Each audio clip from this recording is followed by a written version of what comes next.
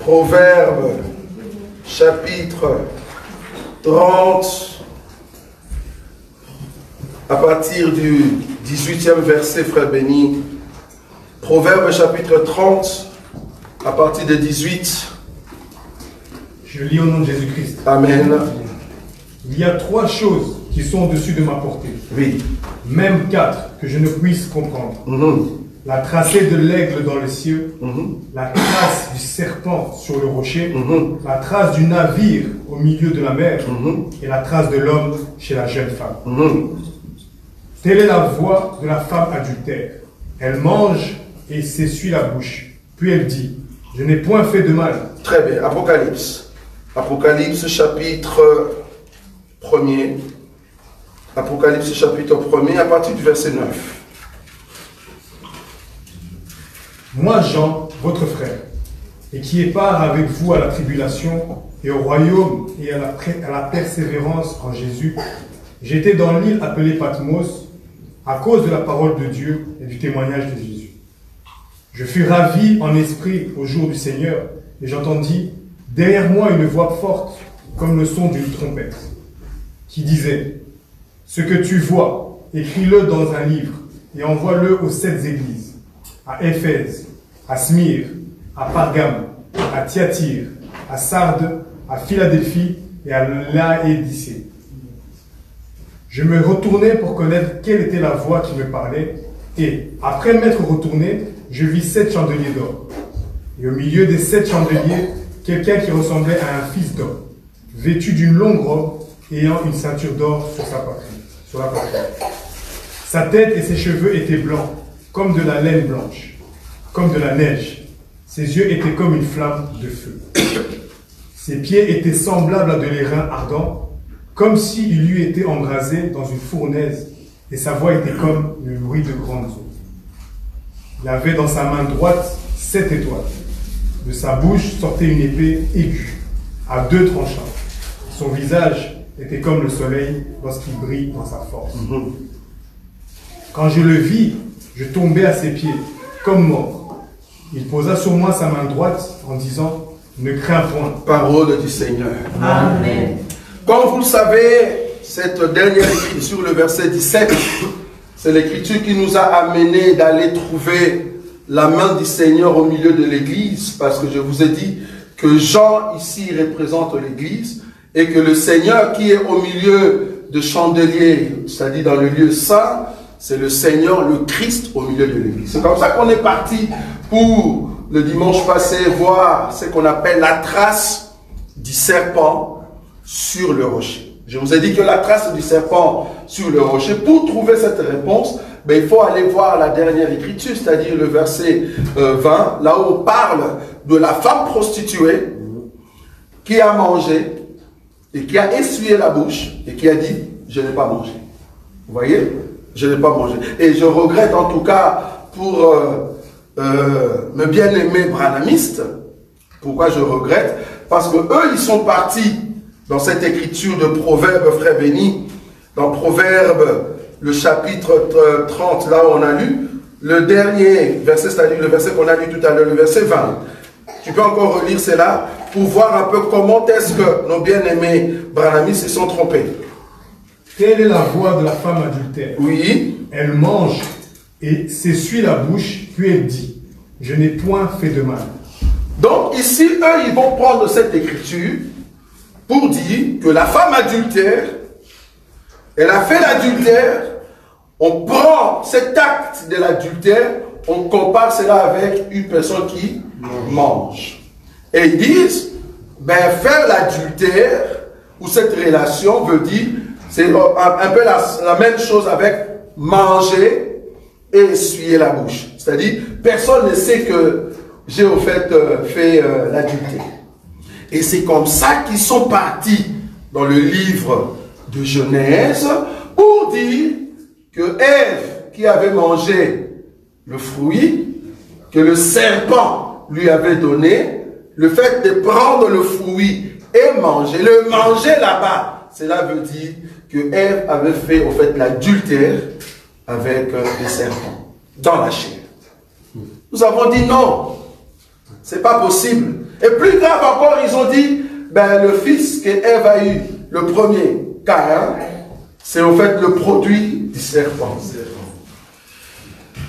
Maintenant, nous sommes partis pour leur dire, mais vous avez un grand souci.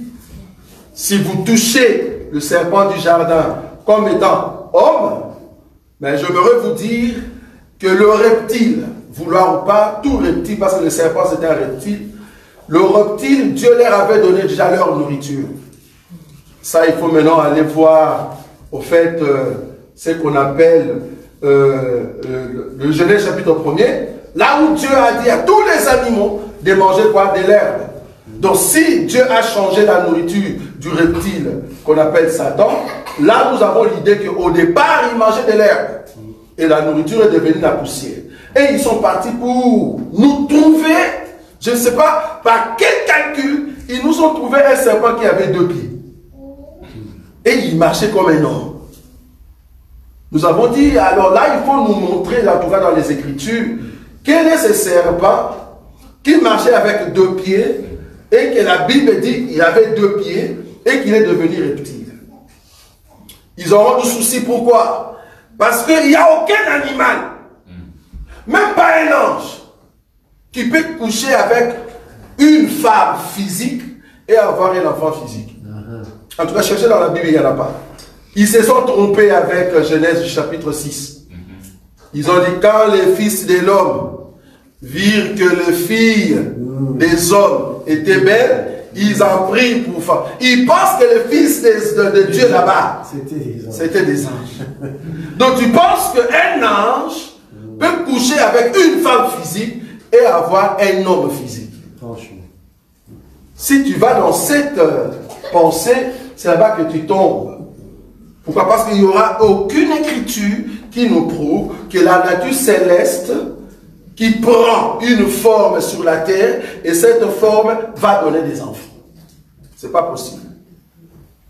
Un démon peut envoûter un homme physique pour coucher avec une femme physique et avoir des enfants. Ça, nous sommes d'accord. Mais un démon avec son corps là-bas, il prend, je ne sais pas moi, est venu dans le corps d'une femme pour donner la sémence, pour mettre au monde un enfant physique homme, nous disons non. C'est pas possible. Et ce que vous ne comprenez pas, plus grave encore, si vous dites que le fruit que le serpent a donné à Ève, c'était la relation sexuelle. Cela veut dire, quand Ève a pris aussi le fruit pour donner à Adam, Ève a péché parce qu'ils ont fait la relation sexuelle. Parce que vous appelez fruit sexuel, relation sexuelle. Il y a un souci. Dieu n'a jamais condamné l'homme parce qu'il a fait la relation sexuelle avec sa femme. Il n'y a aucune écriture comme ça.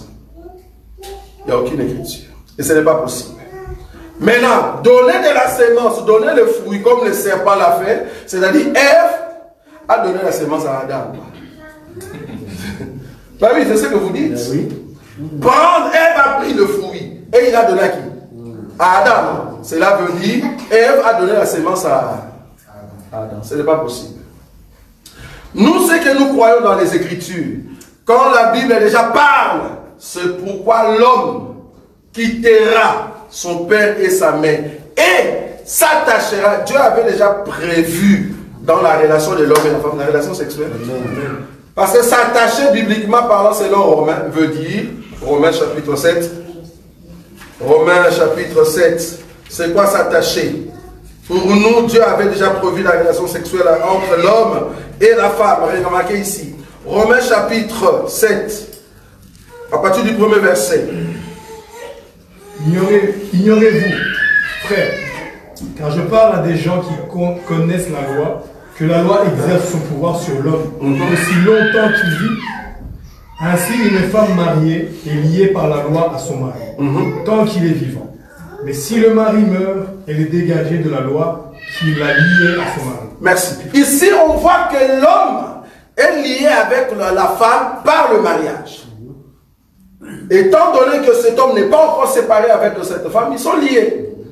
Le lien que Dieu parlait ici, c'est l'attachement. Et si vous allez plus loin, il y a encore une écriture qui dit, c'est lui qui s'attache à la prostituée, devient avec elle comment?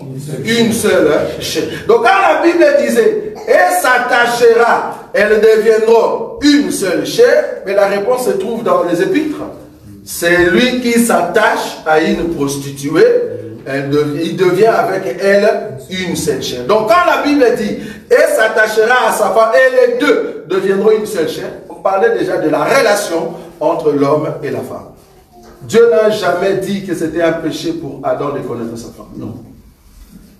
Donc le fruit en question, ça n'a rien à voir de la relation du serpent avec la femme. Non. Bon, ce n'est pas notre sujet. Donc ici dans Proverbe, on parle de la femme adultère, je vous ai donné l'écriture, c'est Tamar. Tamar qui a fait la relation avec Judas, mais elle avait enlevé son habit de veuve. Après avoir terminé, qu'est-ce qu'elle fait? Elle remet son habit de veuve pour dire, j'ai essuyé ma bouche. Personne ne le sait. Mais la trace de Judas dans la femme, ça reste. Et il faut attendre 3 mois. C'est ce que j'ai dit la fois passée. Maintenant, aujourd'hui, je vais prendre un autre sujet, toujours là-bas. Je prends maintenant la partie qu'on avait laissée, Proverbe chapitre 30. Je prends, au fait, la trace du navire au milieu de la mer. Ça veut dire quoi? Si je parlais de l'aigle, qui est le Christ, je parlais de l'homme, qui est le Christ, je parlais du serpent, qui est le Christ, donc vous allez comprendre que je vais présenter le navire ici comme étant Christ. Si je parlais de cieux comme étant l'étendue où le Seigneur viendra pour chercher l'église, c'est là-bas que l'église passe. Si je parlais de la pierre comme étant l'église, je parlais de la femme qui était adultère, c'est Tamar qui est l'image de l'église. Comprenez que je vais présenter la mer comme étant là où se trouve l'église. Vous avez compris? Ok, je vais prendre une écriture. Genèse, je cherche maintenant les navires. C'est comme ça qu'on prêche. Je vais chercher dans la Bible comment est-ce que Christ, c'est lui les navires. Ne souffrez pas. Ça se trouve dans la Bible. N'allez pas trouver un dictionnaire pour commencer à chercher comment je peux faire que Jésus soit navire. Non, non. Ça se trouve dans la Bible. Jésus, c'est lui les navires. Je vais vous montrer ça. Je vais prendre une écriture. Genèse. Genèse chapitre 49. Genèse chapitre 49. Le verset 13. Genèse 49. Le verset 13. Qu'est-ce qu'il est dit là-bas, frère béni? Zébulon habitera sur la... Zabulon, tu n'aimes pas ce frère-là, il s'appelle Zabulon. Zabulon habitera sur la côte des mers. Très bien. Il sera sur la côte des navires et sa limite s'étendra du côté de Sidon. Répète cette écriture. Zabulon habitera sur la côte des mers. Il sera sur la côte des navires. Très bien. Et sa limite s'étendra du côté de Sidon. Ok. Donc Zabulon, c'est un fils de Jacob. Quand il est sorti, sa maman a prophétisé. Nous allons voir ça. Maintenant, en grandissant, son papa vient aussi prophétiser. D'abord, la maman a prophétisé sur Zabulon. Nous allons voir c'est quoi Zabulon. Mais le père, quand il voulait mourir, il regarde Zabulon comme ça, il dit ce n'est pas Zabulon. Zabulon, toi comme tu es là, tu es quelqu'un qui va habiter sur la côte de mer. C'est-à-dire, c'est un homme qui vient faire sa maison sur la côte de la mer. Donc la mer est là, et toi tu viens faire au fait sa côte. Donc tu viens faire ta maison. Tu vas habiter là-bas, à côté de la mer. Est-ce que vous voyez ça? Donc quand je te regarde Zabulon, je te vois comme quelqu'un qui vient faire sa maison à côté de la mer. Ok, il continue. Il sera sur la côte des navires et sa limite s'éteindra du côté de Sidon. Or, j'aimerais vous dire, Sidon, c'est une ville de péché. Sidon, c'était des païens. Sidon, je crois, aujourd'hui, c'est du côté de la Turquie, je crois. Si je ne m'abuse pas. Du côté de la Turquie.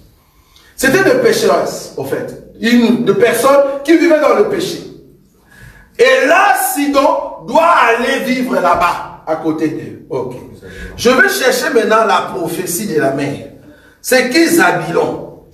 Selon Genèse, chapitre Je crois 29, c'est ça? 29 ou 30? Zabulon, je le cherche rapidement. C'est 30. À partir du verset 19, frère béni. Léa devint encore enceinte. Oui, Léa devint encore enceinte. Et enfanta un 6e fils à Jacob. Un instant. Donc ici, Léa avait déjà 5 enfants. Je me redis, les 5 enfants de Léa peuvent aussi représenter les 5 jours de la création. Maintenant, arrivé à la 6e création, dans son ventre, Léa a créé encore un enfant qui vient avec le chiffre 6, c'est-à-dire le chiffre d'homme. Celui qui va sortir aura au fait le chiffre d'homme. Mais remarquez sa prophétie. Quand il va sortir, c'est quoi la prophétie des Zabulon, frère béni? Léa dit. Qu'est-ce que Léa a dit? Qu'est-ce que Léa a prophétisé? Qu'est-ce qu'elle dit? Dieu m'a fait un bon don. Cette fois, mon mari habitera avec moi, car je lui ai enfanté 6 fils. Très important. L'arrivée du 6e fils, si mon mari ne voulait pas habiter avec moi, mais le fait que Zabulon est là, à partir d'aujourd'hui, Marie n'habite plus, le vient habiter chez moi. Amen. Ça, vous voyez ça? Donc Zabulon, c'est faire du mari quelqu'un qui habite dans la maison de Léa. Amen. Donc la naissance de Zabulon attire le mari à habiter dans la maison de Léa.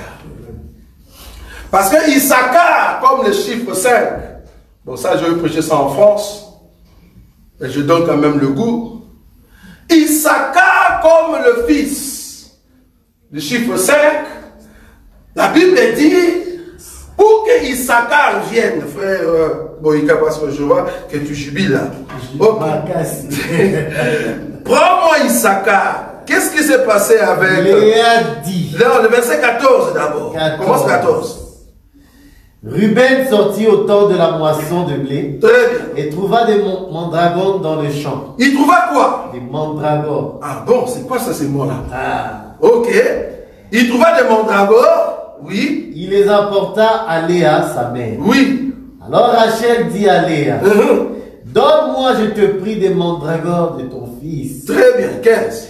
Elle lui répondit, est-ce peu que tu aies pris mon mari pour que tu prennes aussi les mandragones de mon fils? Donc ici, Rachel avait pris les maris d'autrui. Vous avez vu ou pas? Amen. Les maris habitaient dans la maison de Rachel. Ou soit le mari devait coucher dans la maison de Rachel. Maintenant, Ruben, comme étant le premier fils. Oh, le premier fils est identifié aussi comme le père. Mais je vais vous montrer cela. Mais ça sera en France. Ruben est sorti, il sillonne dans les champs. On n'a pas dit dans la maison. Je vais tout toucher là-bas. Dans les champs, il ramasse ce qu'on appelle des mandragores. Si vous ne connaissez pas les mandragores, c'est quoi? Ce sont des pommes d'amour. Des fruits de la passion. Fruits de la passion. Voilà. Ici chez nous, c'est ça, non? Ouais, c'est des fruits de la passion. À Lingala, on appelle ça comment? Attends. Fruits de la passion. Maracuja. Maracuja, merci. C'est ça. Maracuja. Il faut que maman... Mandragore. Vous voyez ça? Quand il a pris ça, il dit non. Je ne peux pas manger ça. Parce que pour le moment, je ne vois pas. Si je mange ça, je donne à qui? Il dit non, je vais le ramener à Léa.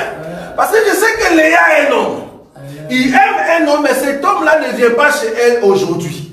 Il ramène le fruit, il donne à Léa. Léa regarde les mandragores et dit, waouh, pomme d'amour.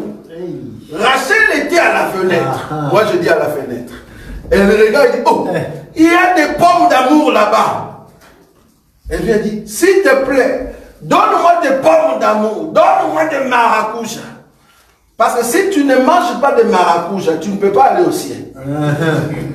Si. Il faut nous poser la question pourquoi.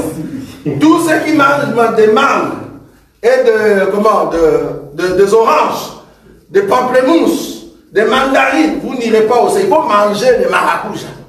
Si tu prends seulement ces versets, tu mets sur TikTok, tu n'as pas compris. Il vont manger des maracoujas pour aller au ciel. Comment? Quand Rachel regarde, il voit que Léa avait de maracoujas. Il dit, s'il te plaît, donne-moi ces mandragores. Léa dit, ok. Déjà, tu as pris mon mari. Et tu veux encore prendre cette pomme d'amour. Rachel dit, ok. Le mari normalement habitait chez moi. Le mari habitait chez moi. Mais parce que, pour le moment, je l'ai déjà goûté. Je l'ai déjà mangé. Je n'ai plus en tout cas envie. Le temps que l'homme a fait dans ma maison est accompli. Prends ton homme. Donne-moi seulement des maracoujas. C'est comme ça que Léa a pris de maracouja ou de mandragore. Elle donne à Rachel. Et Rachel dit à l'homme, l'homme, tu peux sortir de chez moi, va chez Léa. Et la Bible dit, la sortie de l'homme chez Rachel, amen, pour aller chez Léa, amen, quand la nuit est venue, amen, Jacob a donné le fils qu'on appelle Issachar. Donc c'est comme si s'il dormait dans la maison de Rachel, Rachel allait avoir Issachar. Mais Rachel a raté Issachar. Pourquoi? Parce qu'elle était déjà découragée de cet homme. Elle a préféré le maracouja à la place de l'homme. Et du coup, Issachar a été amené dans la maison de Léa cette nuit-là. Et la Bible dit, si tu lis, remarquez, Léa dit, je monte au-dessus, hein, le verset 16. Genèse chapitre 30, verset 16. Le soir, comme Jacob revenait des champs, Léa sortit à sa rencontre et dit, c'est vers moi que tu viendras, car je t'ai acheté. Amen. C'est ça. Ah, la Bible. Bible. Si tu lis la Bible en français, c'est terrible, tu vois rien du tout. Je t'ai acheté. Je t'ai acheté avec quoi? Car je t'ai acheté pour les mandragores de mon fils. Et il coucha avec elle cette nuit-là. Dieu exauça Léa qui devait enceinte et enfantant un cinquième fils à Jacob. Léa dit, Dieu m'a donné mon salaire parce que j'ai donné ma servante à mon mari. Et elle appela du nom de Issachar. Ça, vous avez vu ça? Bon, ça sera la nourriture de la France. Ici, nous sommes au niveau de sixième fils. Sixième fils qui est l'homme. Pourquoi l'homme? Ben, l'homme, comme tu es là, alors que le temps du cinquième fils est déjà passé, viens maintenant habiter chez moi. Je me te dire, Dieu ne peut pas habiter dans ton cœur, dans ta vie, si Dieu ne devient pas cher. Voilà. Je répète, la parole que nous écoutons, la parole ne peut pas habiter dans ton cœur si la parole ne devient pas chère. C'est-à-dire si tu ne mets pas en pratique. C'est-à-dire on doit voir le mouvement de la parole chez toi. On doit voir Jésus qui marche en toi. Pourquoi? Parce qu'il habite en toi. Vous voyez? Donc Zabulon, c'est au fait l'image d'un mari qui habite dans la maison de Léa. Ça vous avez compris? Donc la sortie de Zabulon, quand il marchait pour sa maman, quand il voyait Zabulon passer, il dit, voilà le mari qui habite chez moi. En d'autres termes, l'image de Zabulon veut dire, le mari habitera dans ma maison. Ça vous avez vu ça? Donc Zabulon, c'est le Christ qui va habiter dans la maison de Léa. Vous avez vu ça? Ou soit dans la maison de l'église. Ok. Je vais voir maintenant le navire. Je prends une écriture. Je suis dans Proverbe. Non, même pas. Psaume, un frère béni.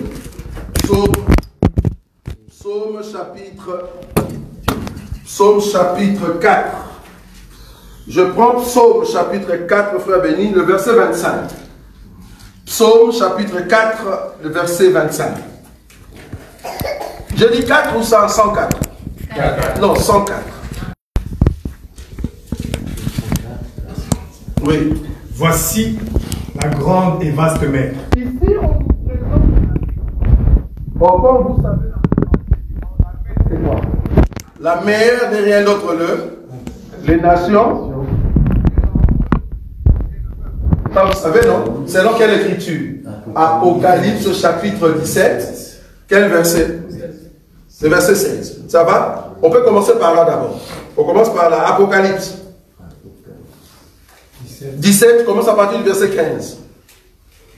Qu'est-ce qu'il a dit? Et il me dit, les eaux que tu as vues, oui, sur lesquelles les prostituées est assis. Un instant. Il a vu des eaux et au-dessus, il y avait quoi? La prostituée. En d'autres termes, la prostituée marchait sur les eaux. La prostituée régnait sur les eaux. Mais moi, je veux voir, au lieu que ce soit la prostituée qui règne sur les eaux, je cherche les navires sur la mer. Vous voyez ça? Donc, le monde était en train de vivre la prostitution ici. On est d'accord? Oui, continue. Sur lesquels la prostituée est assise. Oui. Ce sont des peuples, des foules, des nations et des langues. Donc les eaux, la mer en question, c'est au fait le peuple. Et sur ce peuple-là, il y avait un esprit de prostitution qui régnait. Et cet esprit régnait. Maintenant, les seigneurs doivent venir pour rechercher dans cette mer-là un peuple. En d'autres termes, le Christ est venu du ciel pour venir chercher dans la mer qui sont le peuple qui lui appartient. Amen. Vous avez vu ça? Donc c'est Zabulon qui vient chercher un endroit où il doit habiter. Entrer dans la mer, les navires sur la mer, le navire vient pour chercher qui en fait va recevoir la trace du bon passage. Vous voyez ça? Parce que le navire ne va pas quand même parcourir toute la mer. Donc là où le navire va passer, c'est ça en fait la trace que le navire va laisser dans la mer. Il faut qu'il y ait une partie de la mer qui reçoit la trace du navire. Vous avez vu ça? Donc nous rentrons maintenant dans Psaume. Psaume chapitre 104, le verset 25, frère béni. Psaume chapitre 104, le verset 25. Il a dit quoi? Voici la grande et vaste mer. Oui. Là se meuvent sans nom des animaux petits et grands. Oui. Là se promènent les navires et ce léviathan que tu as formé pour se jouer dans les flots. Là se promène quoi? Le navire. Bien sûr, il y a les navires, mais il y a quoi encore? Et ce léviathan. Et c'est léviathan que tu as formé pour jouer dans le flot. Donc, Dieu, dans la mer, bien qu'il y a le navire, mais il a laissé aussi que le léviathan soit là. Vous connaissez le léviathan? Ésaïe. Serpent C'est qui le léviathan? Ésaïe chapitre 27, le premier verset. Serpent fouillard. Frère béni. Oui. En ce jour. En ce jour. L'Éternel frappera de sa dure. Oui. Grande et forte épée. Il va frapper qui? Le léviathan. Oui. Serpent fuyard. Oui, continue. Le léviathan, serpent tortueux. Oui. Et il tuera le monstre qui est dans la mer. Cette écriture va s'accomplir quand Satan. Voilà. On va le tuer. Satan, c'est lui le serpent fuyard, le serpent tortueux, le serpent ancien. Vous voyez ça? Il est ancien par rapport à quoi? Par rapport à la création. Quand on l'appelle serpent ancien, vous voyez ça? Je crois que c'est dans l'Apocalypse qu'on l'appelle serpent ancien. Serpent ancien, pourquoi? Parce qu'il a commencé depuis la création. On l'appelle ici Léviathan. Mais Dieu l'a laissé dans la mer en train de se jouer. Il joue avec qui? Mais il joue avec de petits poissons et des grands poissons. Je suis dans les Écritures, je ne crée pas. Psaume chapitre 104. Le verset que tu as dit tout à l'heure, le verset 25, c'est ça, non? Prends maintenant le verset 26. Là se promène. Là se promènent les navires. Oui. Et ce léviathan que tu as formé pour se jouer dans les flots. Pour se jouer dans le flot, oui, 27. Ces animaux espèrent en toi. Oui. Pour que tu leur donnes la nourriture en son temps. 28. Tu la leur donnes et ils la recueillent. Tout ouvre ta main. Et ils se rassasient de bien. Tu caches ta face, ils sont tremblants. Tu leur retires le souffle, ils expirent et retournent dans leur poussière. Le verset 25, il rentre encore. Voici la grande et vaste mer. Oui. Là se meuvent sans nom des animaux, petits et grands. Donc dans la mer, il y a des animaux petits et grands. Nous, dans notre évangile, nous connaissons que dans la mer, il y a des petits poissons et il y a des grands poissons. Par exemple, ici, Genèse. Remarquez. Genèse chapitre combien? Genèse chapitre le 5e jour. Genèse chapitre 1er, le 5e jour. Le verset 20.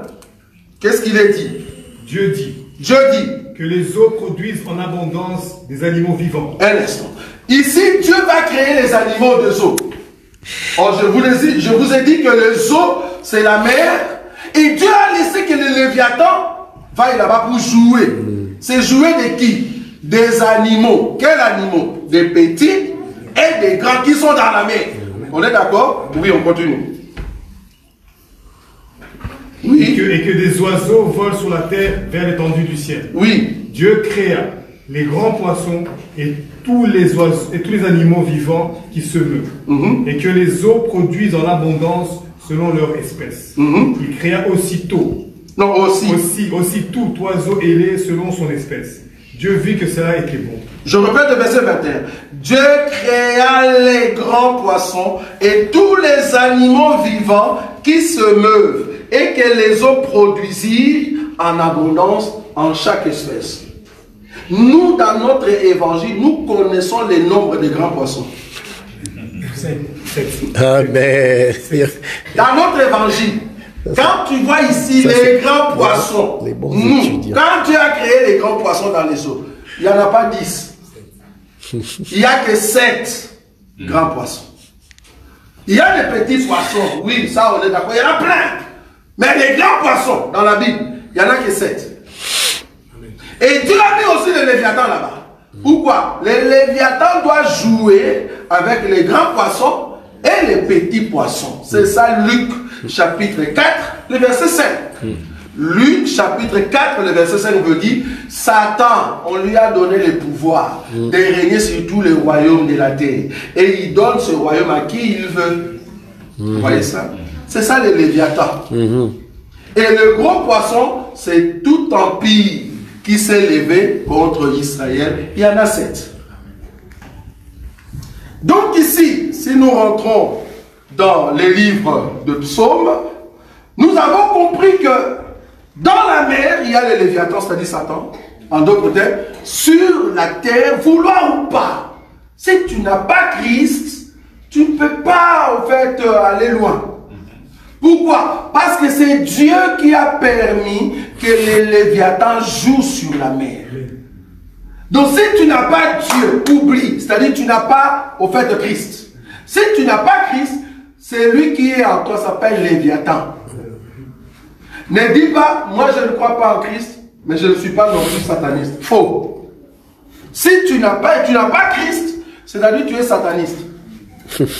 Un sataniste, c'est celui où Satan est dans son cœur. Si tu n'as pas Christ, je répète cela, si tu n'as pas Christ, celui qui est dans ton cœur, c'est Satan. Pourquoi? Sur la mer, sur le monde, celui qui règne s'appelle Satan.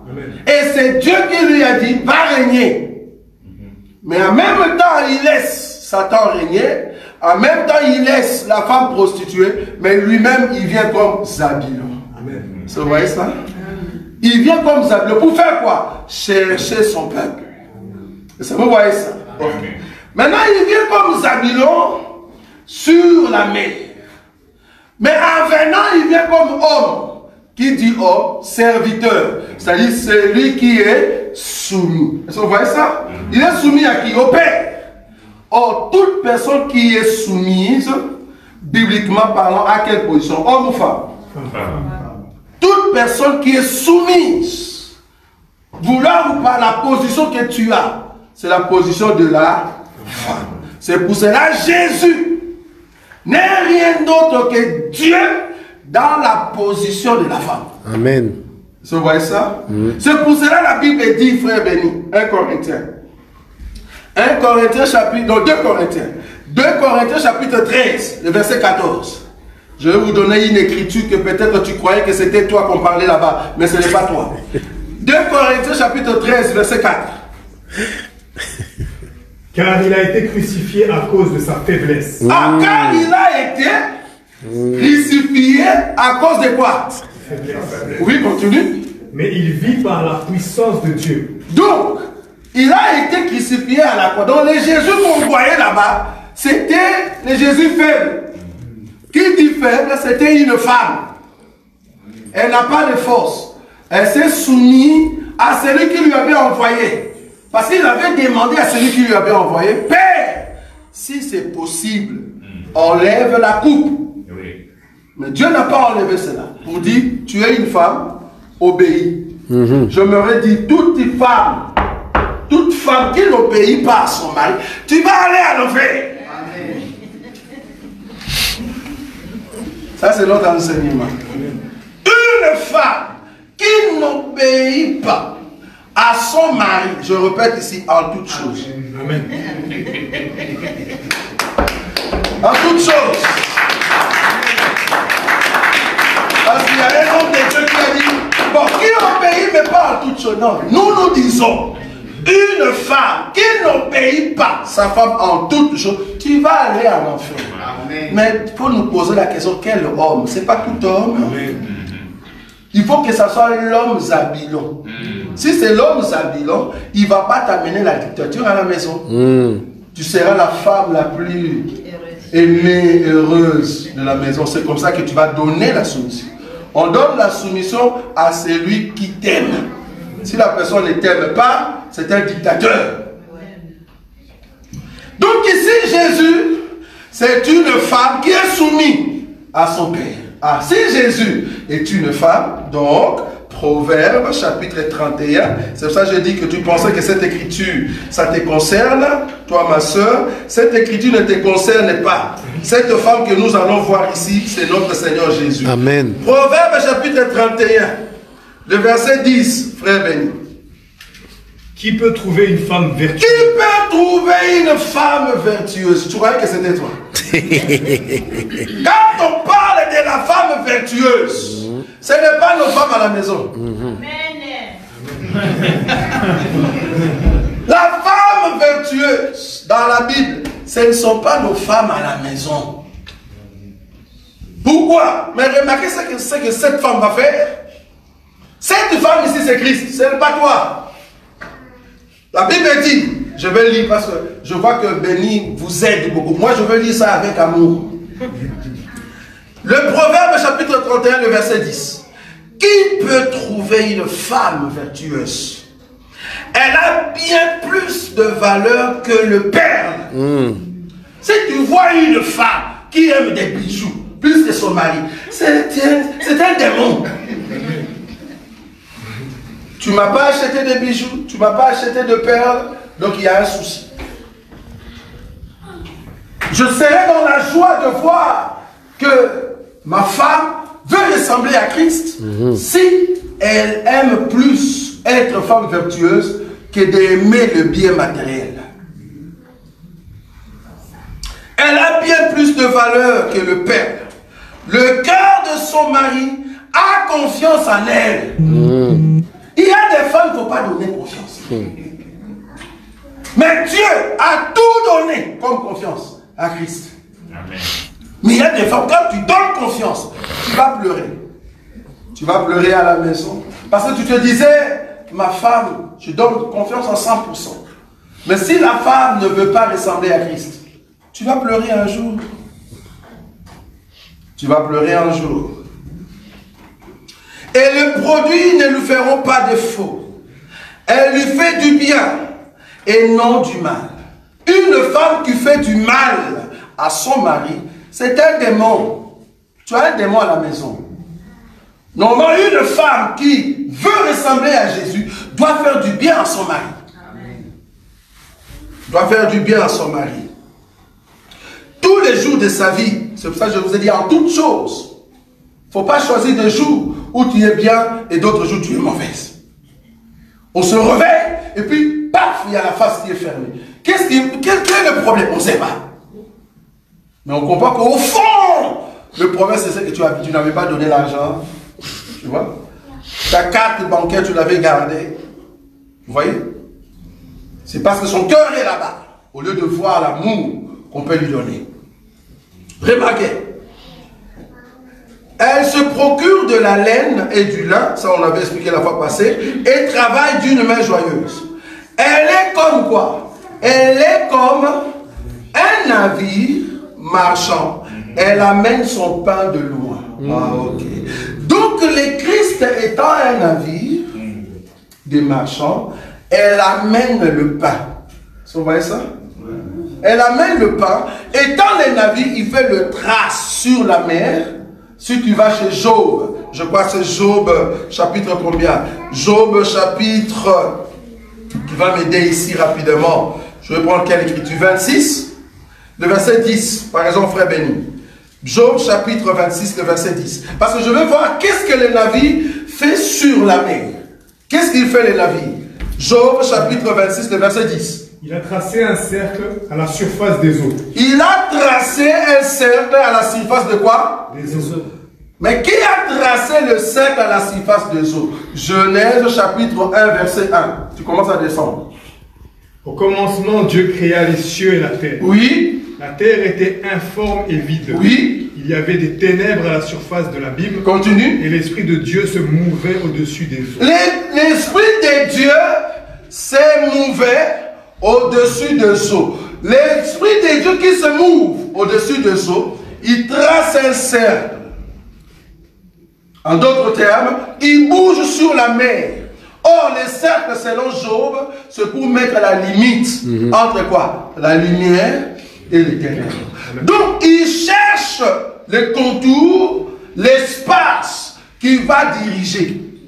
Donc, les navires sur la mer tracent un cercle. Séparation. Il sépare un peuple. Il ne va pas prendre toute la mer, il va prendre une quantité de la mer. Et là, il va marquer au fait la trace. Mais remarquez, il a mis la trace, mais il est parti. Quand vous regardez comme ça, vous ne voyez pas qu'il a déjà mis quelque chose dans l'eau. Mais il faut attendre après quelques temps, comme Tamar, et c'est là-bas que l'image, la trace va sortir. Pourquoi? Parce que le navire était venu là-bas, il flotte sur l'eau pour mettre la trace. En d'autres termes, la mer, c'est le peuple qui est dans le monde, que Christ est venu pour chercher. Mais en les cherchant, le monde ne sait pas qu'il a déjà marqué que ce peuple m'appartient. Amen.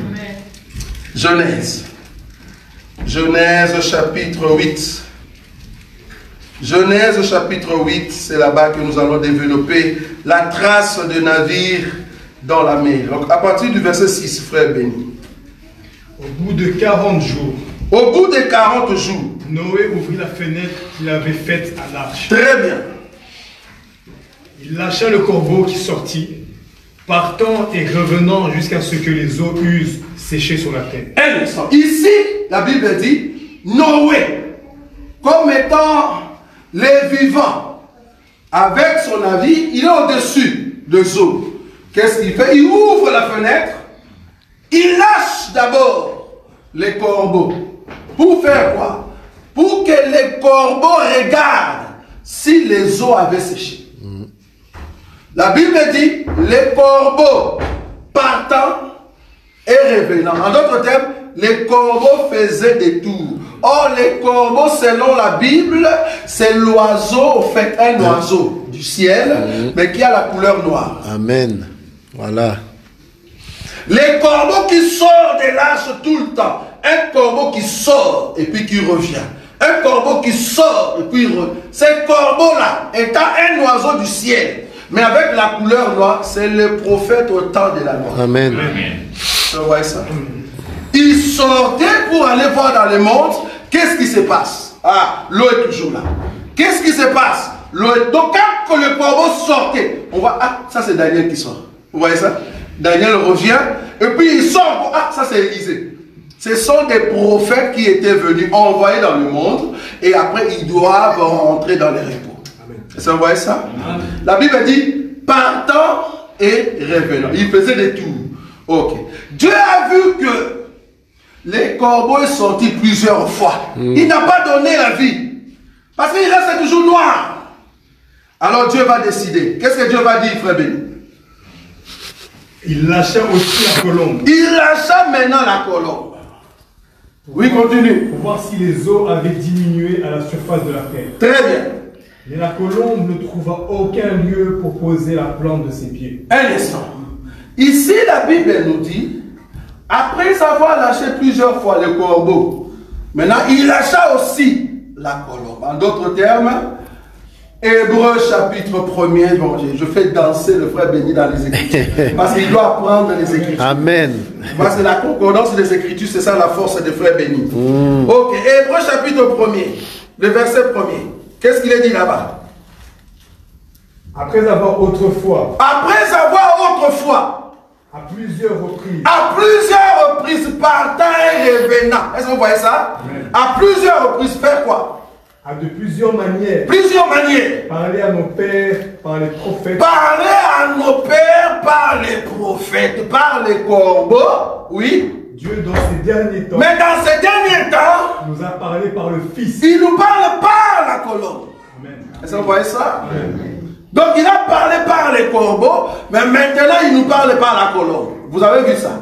Maintenant la colombe est sortie, la Bible dit, en sortant, la colombe n'a pas vu un endroit où mettre quoi? Ses pieds. Est-ce que c'est vrai? Oui. Ah, mais non, je vais prendre une écriture. Oui, c'est vrai, mais regardez la Bible. Comment est-ce que la colombe n'a pas vu un endroit où mettre ses pieds? C'est comme ça que nous on lit la Bible. Remarquez, je prends une écriture ici. Je prends quelle écriture qui va m'aider? Là où on parle le sommet des montagnes. Le verset 5, tu peux lire ça. Genèse chapitre 8, le verset 5. Regardez ici. Les eaux allèrent en diminuant. Les eaux allèrent en diminuant. Jusqu'au 10e mois. Oui. Le 10e mois. Les 10e mois. Le premier jour du Oui. mois. Oui. Apparurent les sommets des montagnes. Apparurent le sommet des montagnes. Bon, toi, Colombe, tu nous as dit que tu étais parti, mais tu n'as pas vu un endroit. Parce que la colombe est venue après le verset 5. Maintenant, tu n'as pas vu un endroit pour mettre tes pieds. Alors qu'il y a des sommets de la montagne qui étaient déjà visibles. Je répète, quand la colombe est sortie, il y avait déjà des sommets de la montagne qui étaient visibles. Mais la Bible dit que la colombe n'a pas vu un endroit pour poser quoi? Ses pieds. Opposer les pieds, comme les autres disent dans ces églises là-bas. Là où tes pieds foulent, je te les donne en possession. Frère, si tu viens dans ma maison, tu mets tes pieds, on ne va pas te donner ma maison. Là où tu fouleras tes pieds, on te donne en possession. Si tu viens chez moi, Dieu ne va pas te donner en possession ma maison. C'est pas possible, tu n'as pas compris ça. Tu peux venir ici en Belgique, tu penses qu'on va te donner en possession, mais Dieu te dit, va vivre en Chypre. Alors que tu avais foulé les pieds ici. Tu peux aller dans une église, tu entres là-bas, boum. Tu ne vas pas prendre la possession pour devenir le maître. Non, tu n'as pas compris cette écriture. Cette écriture veut dire, Dieu va prendre possession d'un terrain. Et le terrain en question ne va plus appartenir au diable.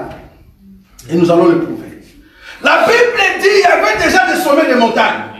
Mais la colombe n'a pas pu aller là-bas. Jésus, quand il est venu, il n'est pas venu pour le roi de ce monde. Parce que les montagnes, ce sont les lieux élevés. Les montagnes, ceux qui sont élevés, les orgueilleux. Jésus n'est pas venu pour les orgueilleurs. Si tu te lèves, il va t'abaisser. Quand la colombe est sortie, il a regardé, il dit, ça c'est qui? Ça c'est Pharaon, je ne veux pas. Ça c'est qui? Ça c'est Hérode, les lieux élevés. Non, je ne prends pas les montagnes. Pourquoi j'ai dit les montagnes, ce sont les pharaons, les Nebuchadnezzar? Parce que nous n'avons que 7 montagnes, ça vous savez, non? Non, vous n'avez pas vu. Il y a Apocalypse. Parce que quand la colombe est sortie, il n'y avait que 7 montagnes. Jésus n'est pas venu pour ces 7 montagnes. J'ai lu l'écriture. Apocalypse, chapitre 17. On rentre encore là-bas. Quelle est l'écriture qui va m'aider ici? C'est quel verset? Alors, je prends quelle écriture? Les 7 montagnes. Vous voyez ça? C'est où les 7 montagnes, frère Patou? Le verset 9.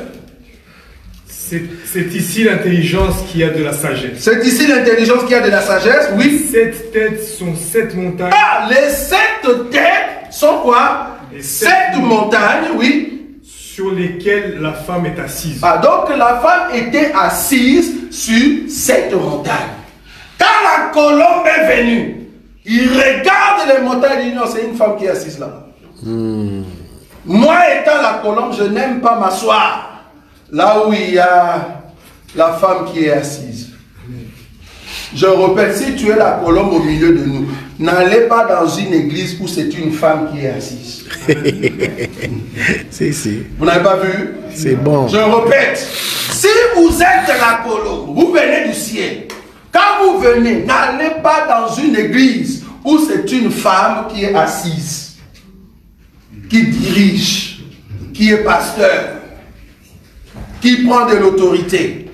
En d'autres termes, cette femme qui prêche dans l'église, c'est au fait qui Ève, qui prend le fruit, qui donne à qui? Adam. Or, c'est interdit à une femme de prendre le fruit et de donner à Adam. Toi étant une femme, tu ne peux pas donner la sémence à l'église. Sinon, tu es lesbienne. Bon, les mots, en tout cas, YouTube n'aime pas, mais je le dis quand même. Il y a des lesbiennes spirituelles. Une maman qui a mis de l'éclaircissement, beaucoup de bijoux, qui a mis des signes, qui dit Alléluia. On se dit, mais pourquoi tu sautes, maman? Tu penses que tous les frères qui sont là vont dire Amen? Ils regardent tes parties intimes. Qu'est-ce que tu crois? Une femme ne peut pas prêcher, frère. Tu ne peux pas t'asseoir comme étant une montagne pour diriger l'assemblée du Seigneur. Il n'y en a pas. On a déjà dit, si vous voyez que vous êtes inspiré, même Paul l'a dit, si vous pensez être inspiré, je l'écris, je vais prendre. Aïe, aïe, aïe. 1 Corinthiens, il y a beaucoup à dire, hein? Merci Seigneur. 1 Corinthiens, chapitre 14, frère Béni va souffrir aujourd'hui avec les Écritures. 1 Corinthiens, chapitre 14. Frère Béni, lis-nous l'écriture. Quelle écriture? 30 combien? Alors, 14, 30 combien? À partir de 35? Oui, commence à partir de 34. Que les femmes se taisent dans les assemblées. Que les femmes se taisent dans les assemblées. Car il ne leur est pas permis d'y parler. Oui, continue. Mais qu'elles soient soumises selon que le dit aussi la loi. Selon que le dit aussi la loi. Saute. Prends cette écriture. Le verset 37. Si quelqu'un croit être prophète. Si quelqu'un croit être pasteur. Si quelqu'un croit être évangéliste. Prophète. Parce que ces derniers temps, il y a trop de prophètes. Si tu crois que tu es un prophète, qu'est-ce que la Bible dit? Ou inspiré. Ou spirituel, c'est ça. Qu'ils reconnaissent que ce que je vous écris est... Qu'ils reconnaissent que ce que je vous écris maintenant là, sur la femme, ça veut dire quoi? C'est un commandement du Seigneur. C'est un commandement du Seigneur. C'est quoi le commandement du Seigneur? Que la femme se taise dans l'ensemble. Une femme qui est sur une montagne, tu ne peux pas. La colombe ne viendra pas. C'est pour ça que nous disons, dans les assemblées où la maman pasteur est assise, la colombe ne peut pas rester là-bas. La colombe cherche le peuple qui sont sous l'eau. C'est pour cela que quand il est venu, il n'a pas trouvé un endroit où mettre les pieds. C'est pour ça que Jésus-Christ a dit, les corbeaux ont des nids, les renards ont des tanières, mais le Fils de l'homme n'a pas trouvé un endroit où mettre quoi? Sa tête. Ça, c'est la colombe. Il n'a pas trouvé un endroit. Bon, mais du moins, il avait vu quand même les pieds. Est-ce que vous voyez ça? On rentre dans Genèse. Quelle gymnastique, frère Béni. Tu vois la Bible? La Bible, c'est un livre déchiré en puzzle. C'est à toi de prendre des écritures et le mettre ensemble pour que nous ayons l'image. Tu comprends ça? Genèse, chapitre 8. Là où nous étions. Donc il lâcha aussi la colombe, oui. Le verset 8. Il lâcha aussi la colombe pour voir si les eaux avaient diminué à la surface de la terre. Le verset 9. Mais la colombe ne trouva aucun lieu pour poser la plante de ses pieds. Oui. Elle revint à lui dans l'arche, car il y avait des eaux à la surface de la terre. Il avançait la main, la prit et la fit rentrer auprès de lui. Ça, c'est la venue de notre Seigneur Jésus pour la première fois. Quand il est venu, bien sûr qu'il avait trouvé le Pierre, mais le Pierre, Jésus leur a dit, ne sortez pas encore, restez dans la chambre haute, attendez que le Saint-Esprit puisse venir sur vous, alors vous serez mes témoins. En d'autres termes, Jésus a dit, ne sortez pas encore. Je n'ai pas encore permis que vous puissiez sortir des eaux. Vous voyez ça? Jésus qui est venu pour la première fois, il a laissé la sémence, mais il n'a pas encore trouvé un endroit parce qu'il y avait encore des eaux. Qu'est-ce qui se passe? Jésus rentre. C'est ça la colombe qui rentre dans l'arche. On continue l'écriture. Il attendit encore 7 autres jours. Il attendit encore 7 autres jours. Et il lâcha de nouveau la colombe. Ici, maintenant, c'est la venue du Saint-Esprit. Le Seigneur qui était monté à l'enlèvement, quand il est monté, il revient comme le Saint-Esprit pour travailler avec les disciples. Est-ce que vous voyez ça? Continue. La colombe revint à lui sur le soir. Oui. Et voici une feuille d'olivier arrachée était dans son bec. Cette fois-ci ici, la deuxième sortie de la colombe, la sortie du Saint-Esprit, le Saint-Esprit est venu, il commence à travailler maintenant dans la mer. Il commence à chercher dans la mer et il voit un olivier. Il n'a pas vu le manguier. Seulement l'olivier. En d'autres termes, un peuple qui a l'huile. Est-ce que vous voyez ça? Il voit l'olivier et la Bible dit il coupe le rame de cet olivier, il le met dans sa bouche et il les ramène dans l'arche. En d'autres termes, depuis que le Saint-Esprit est venu, jusqu'aujourd'hui, le Saint-Esprit n'est pas encore rentré.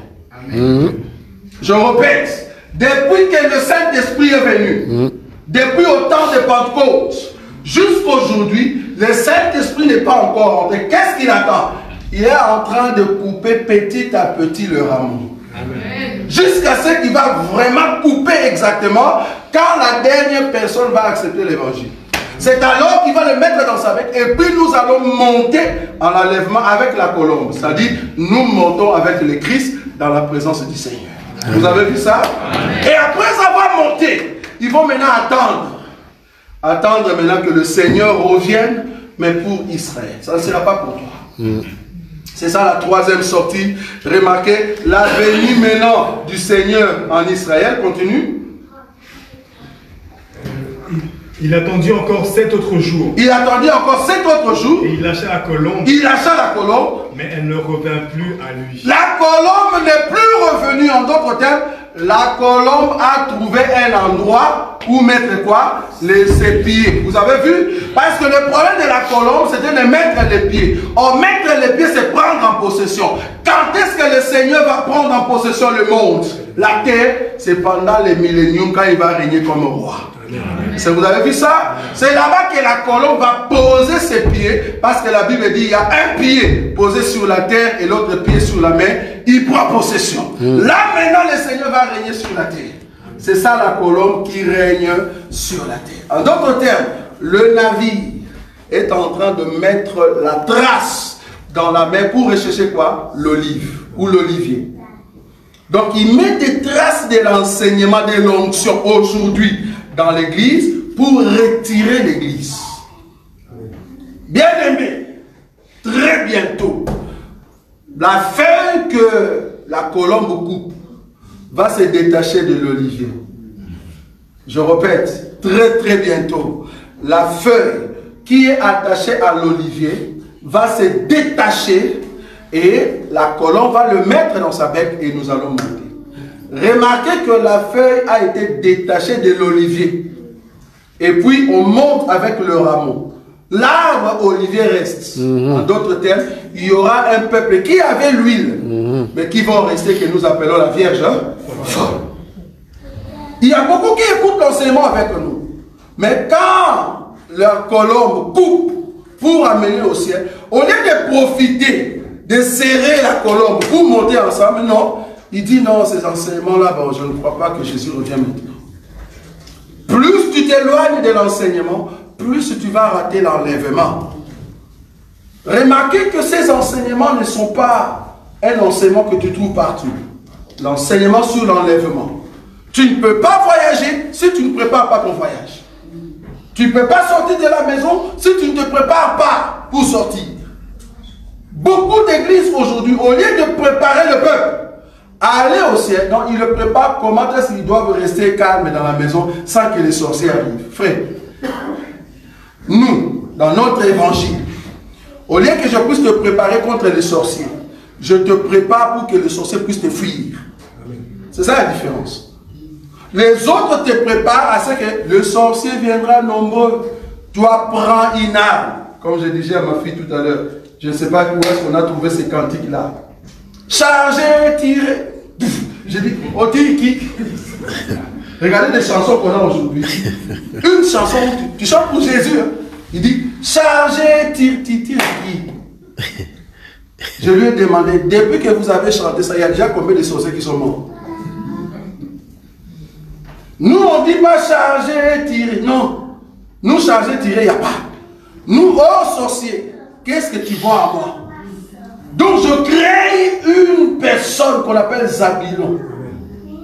Si sur le monde, il y a la femme prostituée qui est assise, moi, je me crée comme Zabylon.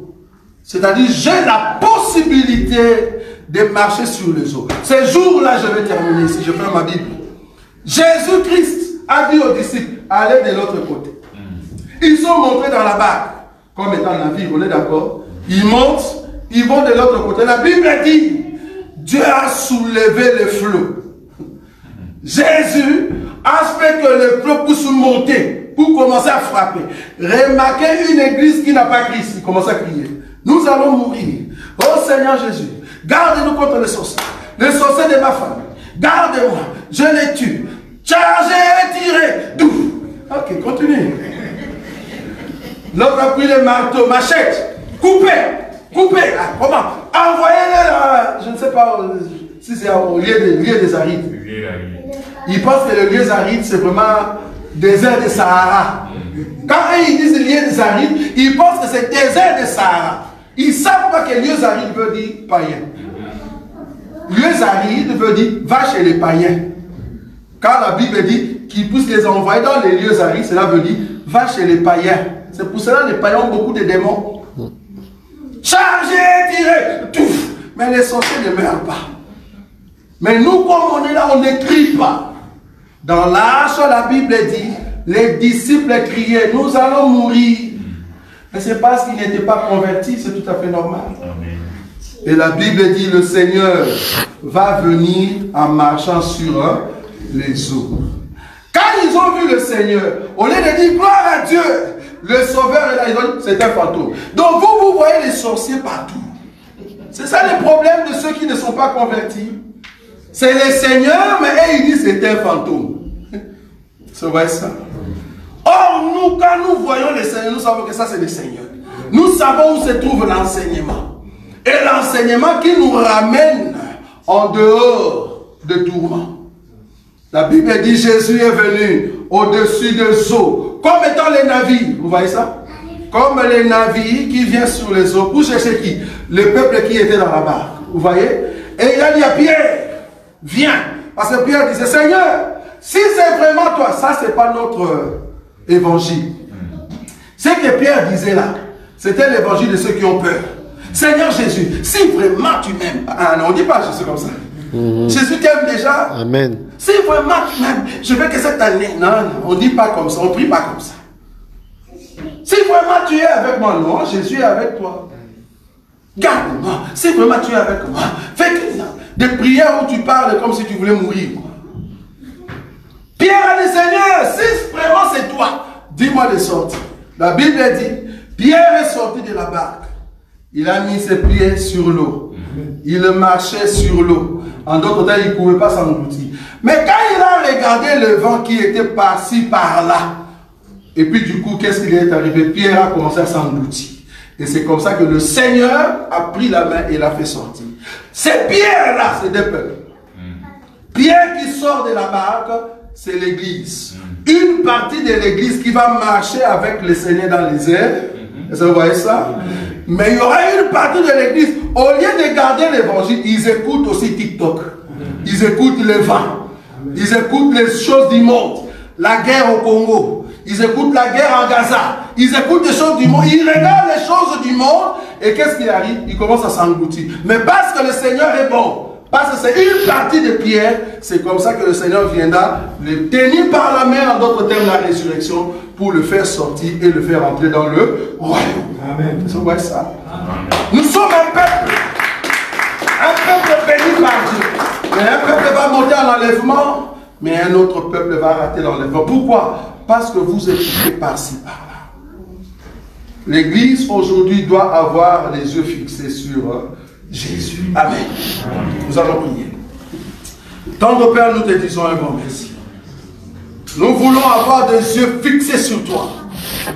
Nous voulons être un peuple que tu traces sur nous le signe de la séparation entre la lumière et les ténèbres. Tu mets en nous le cercle pour nous séparer du monde. Nous sommes un peuple qui marche au milieu de la nuit pour recevoir la sémence de l'époux. Même si le monde ne le voit pas, mais tu traces à nous, Seigneur, un signe de la vie, parce que tu viens nous chercher. Viens nous prendre, ô Dieu grand, celui qui est capable de marcher sur les eaux, afin de faire sortir Pierre de la barque et monter dans la grandeur. Nous t'attendons, ô époux du sang. La Bible dit que l'Église et l'Esprit disent, viens Seigneur. Oui, nous t'attendons Jésus, afin que tu viennes chercher ton Église, parce que tu es le grand redoutable. En ton nom, Jésus-Christ, que nous avons ainsi prié. Amen. Amen. Voilà, que Dieu vous bénisse.